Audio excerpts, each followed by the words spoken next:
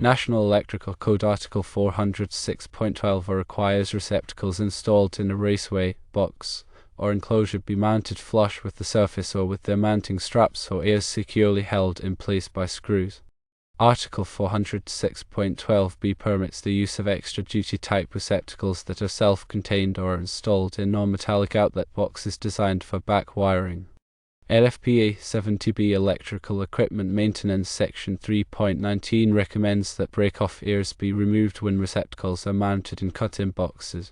Regarding industry practices, it is common practice to remove the break-off ears when receptacles are installed in firstly, cut-in boxes, secondly, industrial covers, and thirdly, metal junction boxes. It is common practice to leave the break-off ears on when receptacles are installed in firstly, plaster rings, and secondly, drywall installations. During inspections, inspectors may require that break-off ears be removed in certain situations, such as when receptacles are installed in cut-in boxes. Inspectors may also recommend that break-off ears be removed to prevent future alignment issues. In conclusion, while there are no specific requirements in the NEC regarding the use of break-off ears, it is recommended to follow industry practices and to remove the ears when the receptacle is mounted in a cut-in box or under an industrial cover. Inspectors may require or recommend removal of the ears in certain situations.